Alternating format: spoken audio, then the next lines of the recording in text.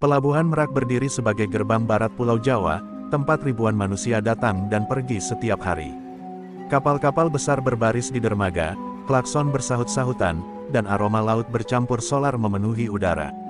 Di siang hari, Merak tampak sibuk dan hidup. Namun ketika matahari mulai tenggelam, wajah pelabuhan berubah. Lampu-lampu kuning menyala redup, dan bayangan-bayangan gelap mulai mengambil alih. Di balik ramainya penumpang dan kendaraan, ada hukum lain yang berlaku di Pelabuhan Merak. Hukum jalanan, uang keamanan, pemalakan, ancaman, dan kekerasan menjadi rahasia umum yang tak lagi dianggap aneh. Para pedagang kecil memilih diam, sopir-sopir menunduk, dan penumpang lebih memilih cepat berlalu daripada ikut campur. Di tempat ini, keberanian seringkali dibayar mahal. Preman-preman berkeliaran seperti pemilik wilayah. Tubuh mereka penuh tato, tatapan mata dingin, dan mulut yang tak segan mengeluarkan ancaman. Setiap sudut terminal, pasar kecil, hingga pintu masuk kapal punya penjaga. Mereka tak mengenal belas kasihan, hanya setoran. Siapa yang menolak, siap menerima akibatnya. Banyak yang bilang, Pelabuhan Merak bukan hanya tempat menyeberang laut, tapi juga tempat orang-orang kalah mencari cara bertahan hidup. Di sini, yang lemah akan diinjak, yang ragu akan hancur. Bertahun-tahun, kekuasaan berganti tangan, namun kekerasan tetap abadi. Nama-nama preman datang dan pergi, tapi teror selalu tinggal. Para sopir truk dan bus adalah saksi paling setia kerasnya pelabuhan ini. Setiap hari mereka harus menyerahkan uang hasil keringat kepada orang-orang yang tak pernah mengemudi, tak pernah mengangkut barang, tapi hidup dari ancaman. Mereka menggerutu dalam hati, namun tak berani melawan. Karena melawan berarti berhadapan dengan banyak tangan dan satu pisau. Di tengah kekacauan itulah muncul cerita-cerita gelap yang beredar dari mulut ke mulut. Tentang penguasa pelabuhan yang tak tersentuh hukum. Tentang orang-orang yang pernah mencoba melawan lalu menghilang entah kemana. Cerita-cerita itu menjadi peringatan tak tertulis bagi siapapun yang mencoba bersikap sok jago. Malam demi malam, suara ombak Selat Sunda menjadi saksi bisu kekejaman manusia. Laut yang seharusnya menjadi penghubung justru sering menjadi tempat menghilangkan jejak. Banyak rahasia ditelan air asin, banyak dosa yang dibuang tanpa doa. Pelabuhan Merak menyimpan lebih banyak luka daripada yang terlihat. Dan di antara hiruk-pikuk itulah, takdir mulai menyiapkan pertemuan. Pertemuan antara kekuasaan dan perlawanan. Antara preman bengis yang haus tahta, dan seorang sopir yang menolak tunduk. Kisah ini bukan tentang pahlawan, tapi tentang bagaimana kejahatan akhirnya bertemu dengan batasnya. Pelabuhan Merak akan tetap berdiri.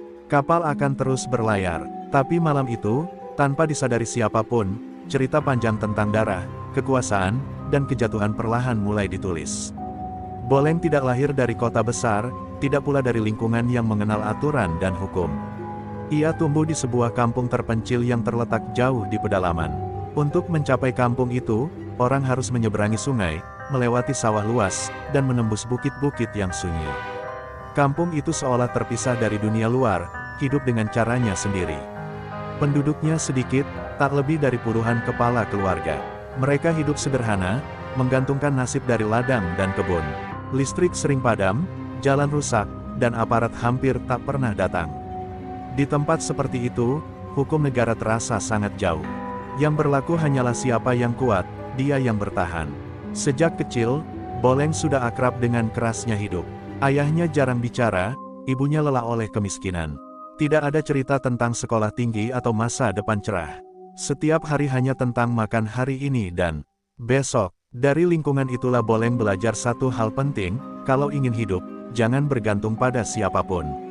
Saat remaja, Boleng mulai dikenal berbeda. Tatapannya dingin, bicaranya singkat, dan langkahnya selalu mantap. Ia bukan anak paling pintar, tapi ia cepat membaca keadaan. Ia tahu siapa yang bisa ditekan, siapa yang harus dihindari. Di kampungnya, rasa takut lebih dihargai daripada kejujuran. Tak lama kemudian, Boleng menikah muda. Ia punya istri yang cantik dan seorang anak laki-laki yang masih kecil. Sekilas hidupnya tampak normal, tapi semua orang di kampung tahu satu hal yang tak pernah diucapkan terang-terangan, Boleng bukan orang baik. Ia mulai terlibat dalam bisnis gelap yang diam-diam dijalankan oleh beberapa orang kampung. Motor-motor hasil curian dari kota sering muncul di malam hari. Tidak ada yang bertanya asal-usulnya. Boleng menjadi pusat dari semuanya. Anak buahnya tersebar di berbagai kota, bertugas mencuri, lalu membawa hasilnya ke kampung.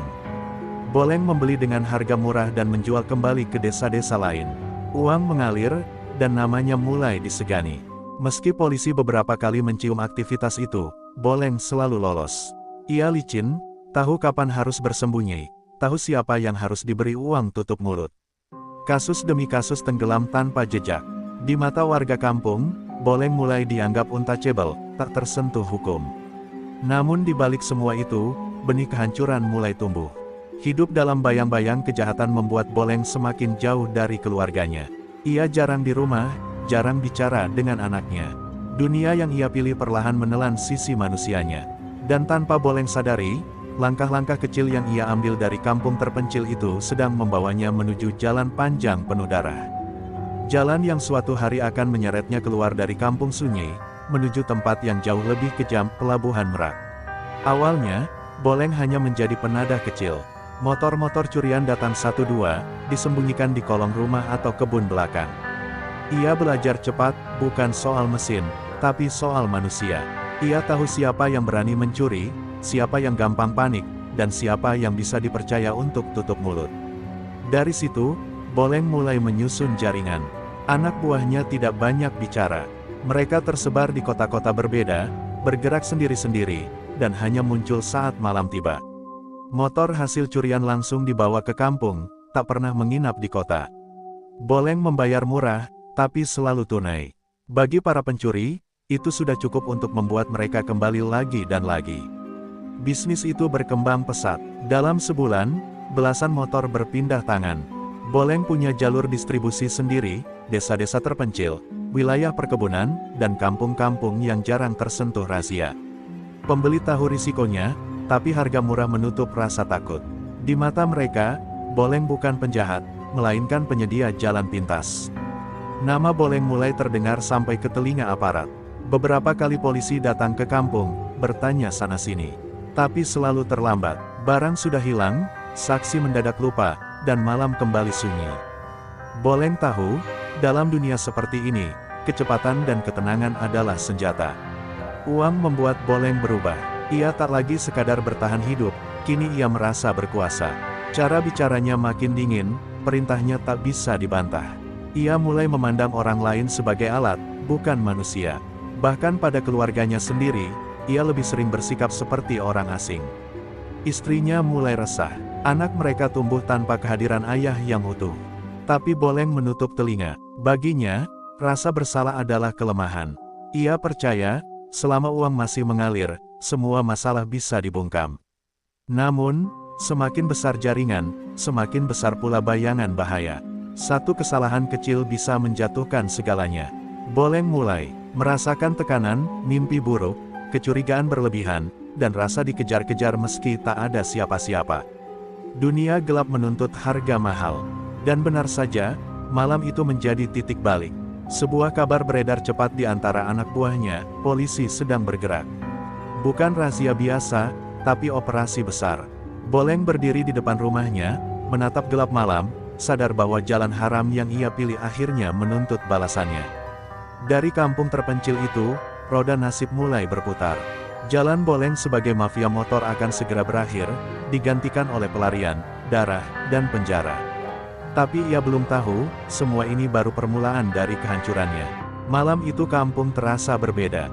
Angin berembus lebih dingin dari biasanya, dan anjing-anjing menggonggong tanpa henti. Boleng yang sedang duduk di dalam rumah tiba-tiba merasa dadanya sesak, seolah ada sesuatu yang sedang mengintai. Ia berdiri, mengintip keluar jendela, dan saat itulah suara tembakan memecah kesunyian. Jerit warga langsung bersahutan. Lampu-lampu rumah mendadak padam satu persatu. Boleng tahu, ini bukan rahasia biasa. Ia meraih jaketnya, menatap istrinya yang pucat pasi, lalu berbisik singkat agar mengatakan ia tidak ada bila polisi datang. Tanpa menunggu jawaban, Boleng melangkah keluar rumah. Di luar, kilatan senter dan teriakan aparat terdengar semakin dekat. Peluru kembali dilepaskan ke udara sebagai peringatan. Boleng berlari menembus pekarangan, melompati pagar bambu, dan menyelinap ke kebun. Nafasnya memburu, keringat bercucuran, tapi langkahnya tak melambat. Beberapa polisi melihat bayangannya, Tembakan diarahkan ke arah larinya, tanah di dekat kakinya terpercik. Boleng tak menoleh. Ia hafal medan, tahu jalur kecil menuju hutan di balik bukit. Di sanalah satu-satunya tempat ia bisa menghilang. Hutan menyambutnya dengan gelap pekat. Ranting-ranting mencambuk wajahnya, duri menusuk kaki, tapi rasa sakit itu kalah oleh ketakutan. Boleng terus berlari sampai kakinya gemetar. Baru setelah suara kejaran menghilang, ia berhenti dan terjatuh di tanah basah. Berjam-jam ia bersembunyi, mendengarkan setiap suara. Hingga menjelang subuh, Boleng menemukan sebuah saung tua di tengah persawahan lereng bukit. Bangunannya reyot, atapnya bocor, tapi cukup untuk berlindung. Di sanalah ia memutuskan bertahan. Hari-hari berikutnya dihabiskan Boleng dalam kelaparan dan kesunyian. Ia hidup dari singkong liar, umbi hutan, dan apapun yang bisa dimakan. Malam hari, ia hanya berani menyalakan api kecil untuk memanggang hasil buruan, lalu kembali mematikan jejak. 2 minggu berlalu, tubuh Boleng kurus, matanya cekung, tapi insting bertahannya tetap tajam. Ia mulai merasa pengejaran mereda. Dalam hatinya tumbuh keyakinan keliru bahwa ia kembali lolos. Tanpa ia sadari, rasa aman itu justru akan menyeretnya ke jerat berikutnya. Malam itu, Boleng menatap ke arah kampung dari kejauhan. Rindu pada anak dan istrinya mengalahkan rasa takut. Ia pun bersiap turun kembali, tak tahu bahwa langkahnya menuju rumah adalah awal dari kejatuhan yang lebih dalam. Keyakinan Boleng bahwa keadaan sudah aman ternyata salah besar. Saat ia turun mendekati perkampungan, bayangan-bayangan asing terlihat di sudut-sudut jalan. Belum sempat ia berbalik arah, teriakan keras memecah udara malam. Polisi muncul dari berbagai arah. Boleng lari sekuat tenaga, namun kali ini jalannya terputus. Sebuah letusan terdengar nyaring. Rasa panas menjalar di betisnya, membuat tubuhnya terhuyung. Boleng jatuh tersungkur ke tanah sambil menahan jerit. Darah mengalir membasahi kaki kanannya. Dalam hitungan detik, beberapa polisi sudah mengepungnya, menodongkan senjata tanpa ragu. Boleng diseret seperti barang rampasan. Tangannya diborgol, kepalanya ditekan ke tanah. Tidak ada perlawanan, tidak ada ampun. Warga hanya bisa menonton dari kejauhan. Sebagian menutup pintu, sebagian lagi berbisik pelan. Malam itu, Boleng resmi kehilangan kebebasannya. Di kantor polisi, rasa sakit makin tak tertahankan. Timah panas masih bersarang di betisnya. Setelah diinterogasi singkat, Boleng dilarikan ke rumah sakit. Operasi dilakukan untuk mengeluarkan peluru. Ia menggigit bibir menahan sakit, tapi tak satu pun kata keluar dari mulutnya. Setelah perban membungkus kakinya, Boleng tak dibawa pulang. Ia langsung dijebloskan ke sel tahanan. Bau lembab, teriakan, dan tatapan tajam para tahanan menyambutnya. Dunia baru terbentang di depan mata, dunia tanpa belas kasihan. Hari-hari awal di penjara menjadi ujian mental. Boleng dipandang sebagai pendatang baru yang harus tunduk. Tatapan penuh tantangan, bisikan ancaman, dan dorongan halus sering ia terima. Tapi Boleng bukan tipe yang menunduk. Ia membalas setiap tatapan dengan dingin. Sidang demi sidang berjalan cepat. Bukti-bukti menumpuk, saksi tak terbantahkan. Boleng dinyatakan bersalah sebagai mafia penampungan motor curian. Hakim menjatuhkan hukuman penjara selama 4 tahun. Palu diketuk, dan masa depan Boleng resmi terkunci. Di balik jeruji besi, Boleng merenung singkat. Bukan menyesal, tapi menghitung. Baginya, penjara hanyalah medan baru. Ia tak tahu bahwa di tempat inilah, sisi paling buas dalam dirinya akan benar-benar terbangun. Dan tanpa ia sadari, besi-besi dingin yang kini mengurung tubuhnya hanyalah awal dari penderitaan yang jauh lebih panjang. Penjara bukan akhir, melainkan sekolah kekerasan yang akan mengubah Boleng selamanya. Penjara bukan tempat untuk orang yang ragu. Sejak hari pertama, Boleng merasakan hawa permusuhan yang tebal. Tatapan para napi seperti pisau, menilai siapa yang bisa ditekan dan siapa yang bisa dipatahkan. Di balik jeruji, aturan resmi hanyalah hiasan, yang berkuasa adalah mereka yang paling ditakuti. Boleng cepat menyadari peta kekuasaan di dalam. Ada geng-geng kecil, ada pentolan, dan ada perintah yang harus ditaati. Uang rokok, jatah makan, hingga tempat tidur semuanya punya harga. Beberapa napi mencoba mendekat, menawarkan perlindungan dengan syarat tunduk. Boleng menolak. Penolakan itu segera menyebar, dan sejak saat itu, namanya menjadi sasaran. Tekanan datang bertubi-tubi. Dorongan di lorong, sumpah serapah di sel, hingga ancaman terselubung saat apel. Boleng menahan diri, bukan karena takut, melainkan karena menghitung. Ia tahu, di penjara, satu kesalahan kecil bisa berujung maut. Suatu siang, saat suasana blok lengang, seorang napi mendekatinya dari belakang. Di tangannya tergenggam gagang sikat gigi yang diasah tajam. Serangan itu datang cepat, menusuk punggung Boleng hingga darah mengalir. Rasa nyeri membuatnya terhuyung, tapi insting bertahan hidup mengambil alih. Dengan sisa tenaga, Boleng mencabut senjata itu dan berbalik. Wajahnya dingin, matanya kosong. Dalam jarak sedekat itu, ia menusukkan kembali senjata ke arah leher penyerangnya. Semua terjadi dalam hitungan detik. Tubuh lawannya ambruk, darah membasahi lantai sel. Keributan pecah. Teriakan memanggil bantuan menggema. Para napi berdatangan, sebagian memukul, sebagian berteriak histeris. Untungnya, petugas datang cepat, memisahkan mereka yang mengamuk. Boleng diseret keluar, tubuhnya penuh luka, namun masih berdiri. Akibat kejadian itu, Boleng dijebloskan ke ruang isolasi. Ruang sempit, gelap, dan sunyi. Di sanalah ia menghabiskan hari-hari tanpa waktu, ditemani rasa sakit dan pikiran yang makin keras. Hukuman tambahan dijatuhkan, 3 tahun lagi harus ia jalani. Kabar dari luar masuk perlahan. Istrinya mengajukan cerai. Tidak ada nafkah, tidak ada masa depan. Boleng menyetujui tanpa perlawanan. Ia duduk diam di lantai sel, menyadari bahwa dunia lamanya telah benar-benar menutup pintu. Di ruang isolasi itu, Boleng berubah. Bukan menjadi lebih lembut, melainkan lebih dingin. Penjara telah mengikis sisa-sisa kemanusiaannya. Ia keluar dari isolasi sebagai orang yang sama sekali berbeda, lebih keras, lebih sabar, dan jauh lebih berbahaya. Gerbang penjara terbuka perlahan. Cahaya matahari menyilaukan mata Boleng yang sudah lama terbiasa dengan tembok dan jeruji. Tubuhnya lebih kurus, wajahnya keras, dan sorot matanya dingin. Ia melangkah keluar tanpa sambutan, tanpa keluarga, tanpa tujuan. Kebebasan terasa asing. Tidak ada yang menjemput, tak ada pelukan, tak ada suara anak memanggilnya ayah. Dunia di luar berjalan seperti biasa, seolah keberadaannya tak pernah berarti. Boleng berdiri sejenak di depan gerbang, lalu melangkah pergi dengan pakaian seadanya dan isi kantong yang nyaris kosong. Ia kembali ke kampung asalnya, berharap menemukan sisa kehidupan lama.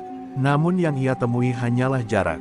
Warga memandangnya dengan waspada, pintu-pintu tertutup lebih cepat, dan bisikan terdengar di belakang punggungnya.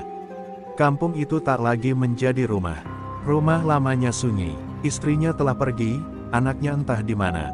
Hanya dinding kusam dan debu yang menemaninya. Di sana, Boleng sadar bahwa waktu telah mencuri segalanya. Ia duduk lama di lantai, menatap kosong, tanpa setitik pun penyesalan yang bisa mengubah keadaan. Hari-hari berikutnya dihabiskan Boleng dalam kebingungan. Ia mencoba mencari pekerjaan, namun masa lalu selalu mendahuluinya. Orang-orang enggan memberi kesempatan. Bagi mereka, Boleng tetaplah mantan napi, gap yang sulit dihapus. Keputusasaan mulai menekan. Setiap malam, ia tidur dengan perut kosong dan pikiran berisik. Ia tahu satu hal, kampung ini tak lagi memberinya ruang. Jika ingin bertahan, ia harus pergi jauh. Sangat jauh dari tempat semua kesalahannya bermula. Pilihan itu akhirnya jatuh pada satu nama yang sering ia dengar sejak dulu, Pelabuhan Merak. Tempat orang-orang keras mencari hidup, tempat uang dan kekuasaan bertabrakan. Boleng tahu, di sana hukum berbeda. Di sana, masa lalu tak selalu dipersoalkan. Dengan tekad dingin, Boleng meninggalkan kampungnya untuk terakhir kali. Ia menempuh perjalanan panjang dengan tumpangan dan langkah kaki. Setiap kilometer menjauhkan dirinya dari sisa-sisa kemanusiaan yang dulu ia miliki. Saat akhirnya lampu-lampu Pelabuhan Merak terlihat di kejauhan, Boleng menarik napas dalam. Ia tidak datang sebagai pemenang. Ia datang sebagai orang yang tak punya apa-apa selain pengalaman dan kebencian. Dan di tempat itulah, nasibnya akan kembali dipertaruhkan. Pelabuhan Merak menyambut Boleng tanpa basa-basi. Bau asin laut bercampur solar menusuk hidung, suara klakson kapal dan teriakan buruh saling bertabrakan. Di tempat ini, tak ada yang peduli siapa dirinya dulu. Semua orang sibuk bertahan hidup dengan caranya masing-masing. Hari-hari pertama, Boleng hidup seadanya. Ia tidur di sudut los tua, makan jika ada sisa, dan menutup mulut rapat-rapat. Ia mengamati, dari cara orang berjalan, dari siapa yang memberi salam dan siapa yang menunduk. Pelabuhan ini seperti penjara terbuka, aturan tak tertulisnya sama kejam. Tak lama, Boleng mendapat pekerjaan sebagai kuli panggul. Mengangkat karung, koper, dan barang-barang berat ke atas kapal. Punggungnya nyeri, kakinya sering gemetar, tapi ia tak mengeluh. Baginya, rasa sakit fisik lebih mudah ditahan daripada rasa lapar dan kehinaan. Dari balik keringat, Boleng melihat pola lama yang tak asing. Preman-preman berkeliling, menarik setoran, menepuk bahu dengan senyum palsu. Pedagang dan sopir menyerahkan uang dengan tangan gemetar. Adegan itu mengingatkannya pada dunia yang pernah ia kuasai. Nama Umar Kobra sering terdengar. Orang-orang menyebutnya pelan, penuh takut. Dialah penguasa pelabuhan Merak. Semua setoran mengalir ke satu tangan. Boleng tak pernah melihatnya langsung, tapi ia bisa merasakan bayangannya di setiap sudut pelabuhan. Suatu sore, Boleng berpapasan dengan anak buah Umar. Tatapan mereka saling mengunci. Ada pengakuan tanpa kata, sesama orang jalanan saling mengenali. Sejak saat itu, Boleng mulai sering dipanggil untuk kerja-kerja kecil yang tak tercatat. Ia tak langsung menonjolkan diri. Boleng tahu, di tempat seperti ini, yang terlalu cepat muncul justru cepat hilang. Ia menunggu, mendengar, dan menyimpan. Setiap kata, setiap kebiasaan, ia catat di kepalanya. Pelan tapi pasti, Boleng mulai diterima. Bukan sebagai orang baik, tapi sebagai orang berguna. Ia diberi tugas menarik setoran kecil, menjaga area, dan menekan mereka yang berani melawan. Dunia lamanya kembali terbuka, seolah tak pernah pergi. Di bawah cahaya lampu pelabuhan yang redup, Boleng berdiri memandangi laut. Ia tahu, pelabuhan Merak bukan sekadar tempat singgah.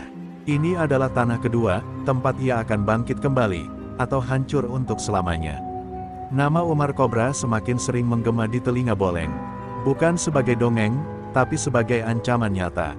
Di pelabuhan Merak, keputusan Umar adalah hukum. Sekali menentang, tak ada ruang untuk bicara kedua.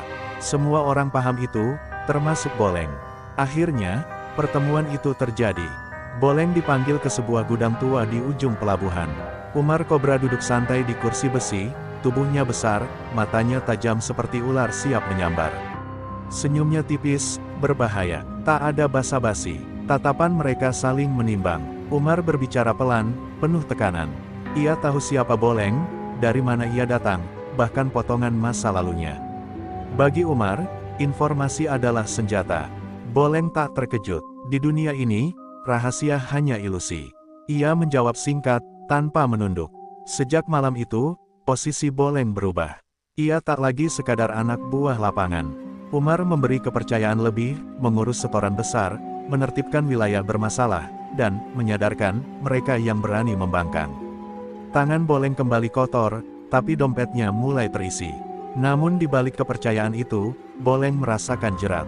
Umar tak pernah benar-benar percaya siapapun. Setiap orang diawasi, setiap langkah diuji. Kesalahan sekecil apapun bisa berujung hukuman tanpa suara. Boleng mulai melihat celah. Keserakahan Umar menciptakan musuh di mana-mana. Anak buah saling iri, setoran dipotong, dan bisik-bisik pengkhianatan mulai beredar. Dunia kekuasaan selalu rapuh dari dalam. Suatu malam, seorang pedagang kecil dipukuli hingga tak berdaya karena terlambat setor. Boleng berdiri menyaksikan. Ada sesuatu yang bergetar di dadanya, bukan belas kasihan, tapi kesadaran. Ia pernah berada di posisi Umar, dan ia tahu akhir cerita seperti ini. Di hadapan Umar, Boleng tetap patuh. Tapi di balik punggungnya, ia mulai menyusun jarak. Ia tahu, berada terlalu dekat dengan ular berbisa hanya memberi dua pilihan, menjadi bisa, atau mati digigit. Di pelabuhan Merak, bayangan Umar Kobra masih menutup langit. Tapi Boleng mulai bertanya dalam diam, berapa lama lagi bayangan itu akan runtuh, dan siapa yang akan berdiri di bawah matahari saat semuanya berakhir. Retakan itu muncul pelan, nyaris tak terdengar. Setoran yang biasanya lancar mulai tersendat. Beberapa wilayah kecil berani menahan uang, mencoba menguji kesabaran Umar Kobra. Di pelabuhan Merak, gejala seperti ini selalu jadi tanda awal perang. Umar bereaksi cepat dan keras. Anak buah dikirim untuk memberi pelajaran. Darah menetes di lorong-lorong gelap, jeritan tertelan suara mesin kapal. Namun semakin ditekan, perlawanan justru makin berani. Ketakutan tak lagi cukup untuk menjaga kekuasaan. Boleng berada di tengah pusaran itu. Ia dipercaya Umar untuk meredam kekacauan, tapi ia juga mendengar keluhan dari bawah. Banyak yang muak diperas tanpa henti. Diam-diam, Boleng mulai memainkan peran ganda, menenangkan Umar, sambil memberi harapan palsu pada pihak lain. Setiap langkah menjadi pertaruhan. Salah bicara sedikit saja, nyawanya melayang. Tapi Boleng sadar, inilah momen yang tak boleh dilewatkan. Kekuasaan tak pernah runtuh dari luar saja, ia hancur karena orang-orang terdekatnya mulai ragu. Umar Kobra mulai curiga. Tatapannya pada Boleng berubah. Senyum tipis itu makin jarang muncul. Pertemuan-pertemuan kini dipenuhi keheningan yang tegang. Umar memuji kesetiaan Boleng dengan tugas-tugas kotor yang lebih kejam dari sebelumnya. Puncaknya terjadi saat Umar memerintahkan Boleng menghabisi seorang penghubung lama, orang yang dulu berjasa besar. Perintah itu bukan sekadar tugas, tapi ujian. Boleng tahu, jika ia menolak, ia selesai. Jika ia patuh, ia kehilangan sisa dirinya. Malam itu, Boleng berdiri di tepi dermaga, menatap air hitam bergelombang. Ia tak lagi bertanya mana yang benar. Dunia ini tak memberi pilihan bersih. Yang ada hanya keputusan, dan akibatnya. Ketika fajar menyingsing, satu hal sudah pasti, Boleng telah melangkah melewati batas. Tak ada jalan kembali. Pelabuhan Merak bersiap menyaksikan runtuhnya satu kekuasaan, dan lahirnya yang lain. Malam itu, Pelabuhan Merak terasa berbeda. Angin laut berembus lebih dingin, seolah membawa firasat buruk. Lampu-lampu dermaga berkelip tak stabil, bayangan manusia memanjang di atas aspal basah. Semua orang tahu, sesuatu akan terjadi, hanya soal waktu. Umar Kobra memerintahkan pertemuan besar. Anak buah dari berbagai wilayah dikumpulkan di dermaga tua. Wajah-wajah tegang berdiri berderet, tangan siap bergerak kapan saja. Umar berdiri di tengah, suaranya berat, penuh ancaman. Ia bicara tentang pengkhianatan, tentang kesetiaan yang mulai rapuh. Boleng berdiri tak jauh darinya. Wajahnya datar, tapi pikirannya berlari cepat. Ia melihat siapa saja yang gelisah, siapa yang menggenggam senjata terlalu erat. Malam ini bukan sekadar rapat, ini pengadilan jalanan. Tiba-tiba, teriakan pecah. Sebuah pukulan melayang, disusul bunyi besi beradu. Kekacauan meledak tanpa aba-aba, tubuh-tubuh saling menghantam, darah memercik ke lantai dermaga. Suara ombak tenggelam oleh jeritan dan makian. Umar Kobra bergerak cepat, ganas seperti namanya. Ia menghajar siapapun yang mendekat. Tapi jumlah musuh terlalu banyak. Dari berbagai sudut, serangan datang bertubi-tubi. Kekuasaan yang dibangun dengan ketakutan kini dibalas dengan kebencian. Boleng akhirnya bergerak, bukan untuk melindungi Umar, bukan pula sekadar bertahan. Ia memilih sisi yang tak pernah ia ucapkan keras-keras. Dalam hiruk-pikuk itu, ia menjatuhkan orang-orang kepercayaan Umar satu persatu. Tanpa teriakan, tanpa ragu. Di tengah kekacauan, Umar dan Boleng saling berhadapan. Mata mereka bertaut, tak ada lagi senyum tipis, tak ada basa-basi. Hanya dua orang yang paham aturan jalanan. Satu harus jatuh agar yang lain berdiri. Pertarungan singkat namun brutal terjadi. Umar terluka, darah mengalir dari pelipisnya. Ia terhuyung, tapi matanya masih menyala penuh amarah. Namun malam itu bukan miliknya lagi. Tubuhnya ambruk di lantai dermaga, dikelilingi bayangan orang-orang yang dulu ia kuasai. Saat fajar mulai menyibak gelap, dermaga dipenuhi bekas pertempuran. Darah, senjata tercecer, dan keheningan aneh. Umar Kobra telah tumbang, dan tanpa sorak kemenangan, Boleng berdiri di tengah puing kekuasaan, sadar bahwa harga yang ia bayar baru saja dimulai. Kabar tumbangnya Umar Kobra menyebar cepat, lebih cepat dari cahaya pagi. Pelabuhan Merak mendadak sunyi, seperti menahan napas. Tak ada sorak kemenangan, tak ada perayaan. Yang ada hanya ketakutan baru, siapa yang akan memegang kendali sekarang. Nama Boleng disebut-sebut pelan, bukan diumumkan, tapi dirasakan. Orang-orang mulai menunggu arahannya, meminta izin sebelum bergerak. Tanpa deklarasi, tanpa pengangkatan resmi, Boleng berdiri di puncak yang baru saja kosong. Namun kekuasaan itu terasa dingin.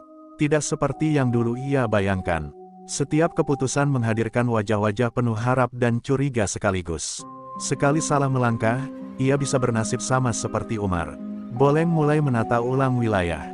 Ia menurunkan setoran di beberapa titik, menyingkirkan anak buah yang terlalu rakus. Bukan karena iba, tapi karena ia belajar, ketakutan berlebihan hanya melahirkan perlawanan. Pelabuhan butuh stabilitas, bukan teror tanpa arah.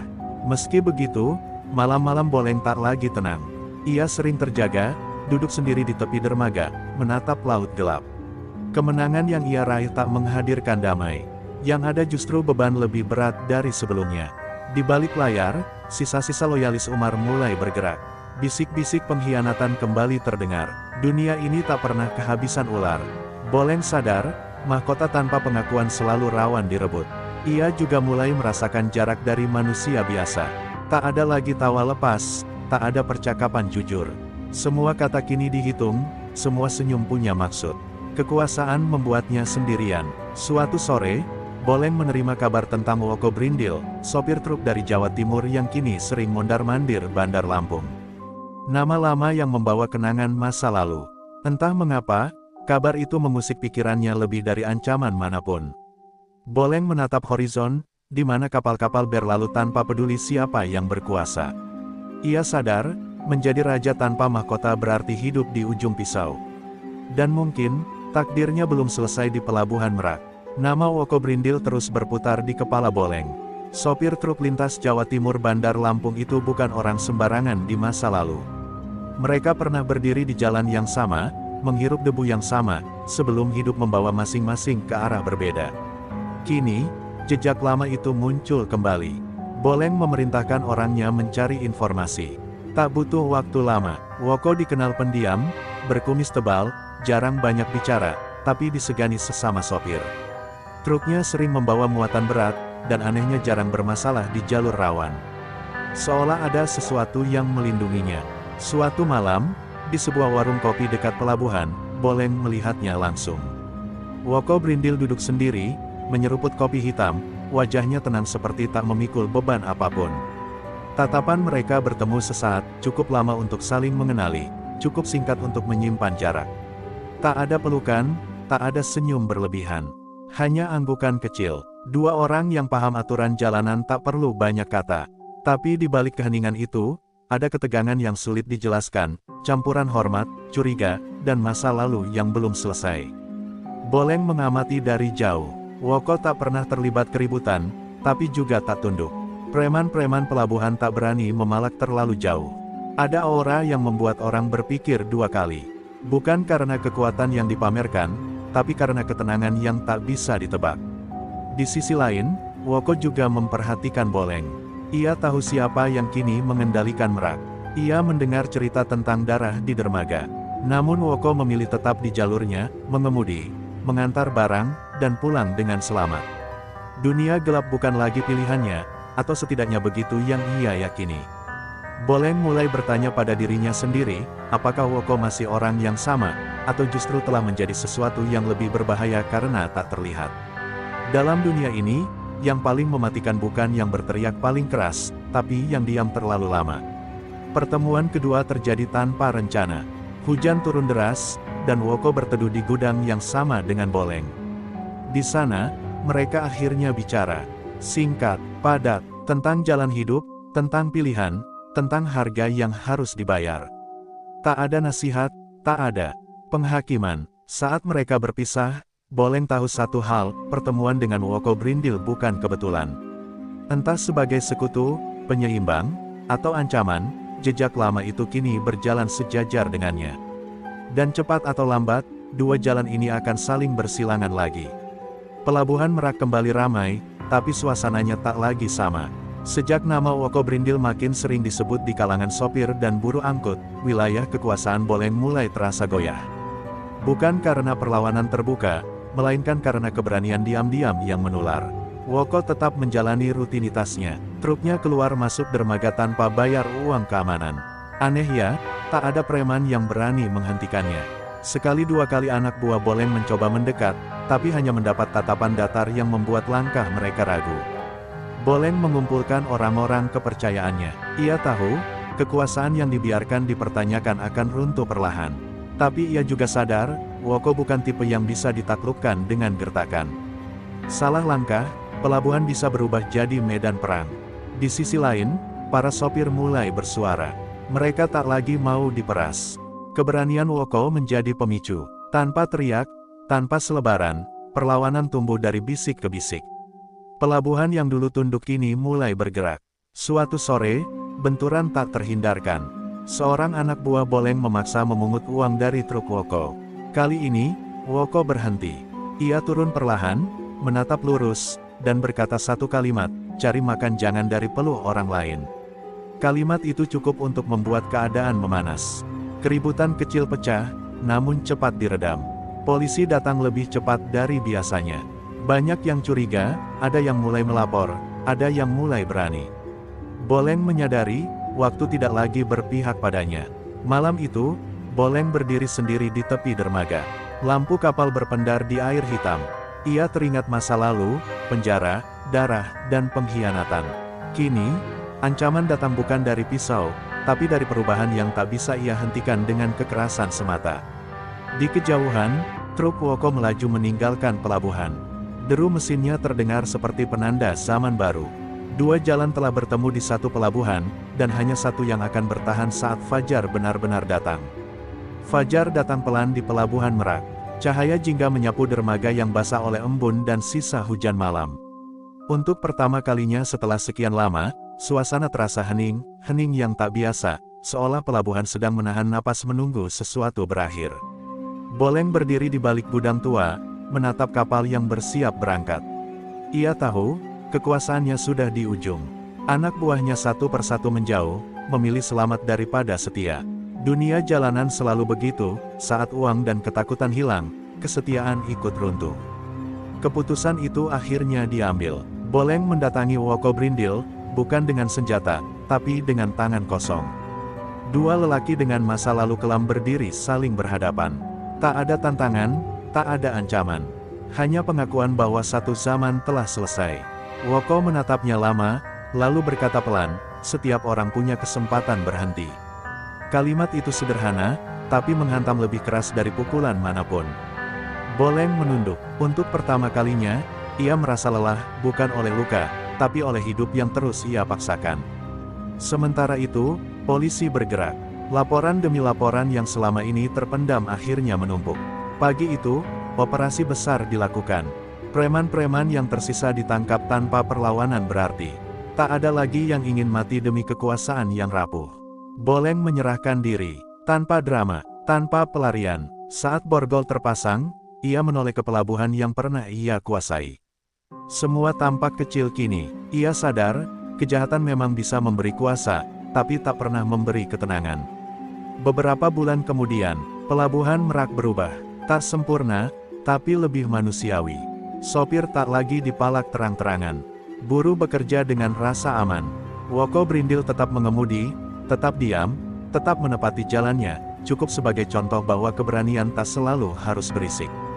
Dan setiap pagi, saat matahari terbit di atas Selat Sunda, pelabuhan itu mengingat satu pelajaran, kekuasaan yang dibangun di atas ketakutan akan runtuh, tapi keberanian yang dibangun di atas kejujuran akan bertahan. Cerita pun berakhir, bukan dengan darah, melainkan dengan fajar. Terima kasih telah menonton dan menemani perjalanan kisah kami di channel Pelayan Surga. Setiap like, komentar, dan dukungan dari kalian adalah cahaya yang menyemangati kami untuk terus berkarya. Semoga kebaikan, keberanian, dan kebijaksanaan selalu menyertai langkah kalian setiap hari. Jangan lupa terus dukung channel Pelayan Surga dengan like, komentar, dan subscribe, agar kita bisa terus menghadirkan cerita inspiratif, penuh aksi, dan pelajaran hidup yang berharga. Semoga setiap kisah yang kami bagikan membawa manfaat, motivasi, dan kebahagiaan bagi kalian semua. Doa terbaik kami untuk kalian, semoga Allah Subhanahu wa Ta'ala senantiasa melindungi, memberkahi, dan menuntun setiap langkah kalian menuju kebahagiaan, keselamatan, dan kesuksesan. Tetaplah berani, tetaplah beriman, dan terus sebarkan kebaikan dimanapun kalian berada.